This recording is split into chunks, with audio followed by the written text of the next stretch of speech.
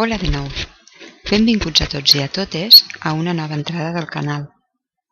Avui us parlaré de l'Agropyrum repens, o agran prim. També se'l coneix com a peu de gallina.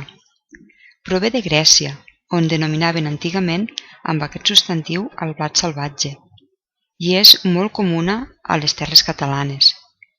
Aquesta gramínia té diversos usos medicinals.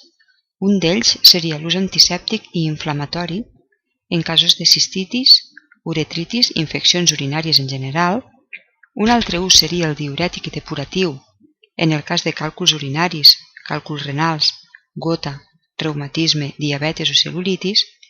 I per últim, té la propietat d'actuar com a sudorífic en cas de malalties infeccioses que causen febre, com a grips, refredats o xarampió, o també l'escarlatina. L'agran prim s'utilitza per a dur a terme estudis in vitro i en animals.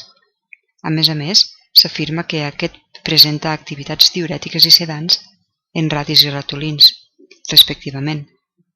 El seu rizoma conté una substància mucilaginosa, la triticina, així com substàncies antibiòtiques, potassi, sílice i diversos glúcids que li confereixen propietats diürètiques, antisèptics i emol·lients. A part d'això, és considerada també una planta fitotòxica a causa de la presència de flavonoides en la seva composició. Tot això cal no oblidar que a causa de la seva reputada acció diürètica s'ha d'evitar l'ús excessiu i prolongat, perquè pot provocar hipopotassèmia o baixades de potassi importants. A més, durant el període d'embaràs i de lactància és preferible no fer-ne ús, a causa dels limitats estudis farmacològics i toxicològics que s'han fet sobre aquesta espècie.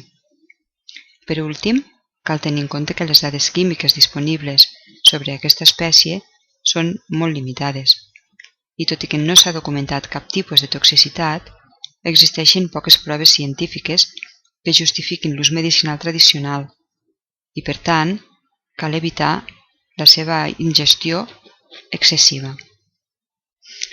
I bé, fins aquí l'entrada d'avui. Ens tornem a veure en properes entrades. Moltes gràcies per la difusió i fins aviat. Adeu!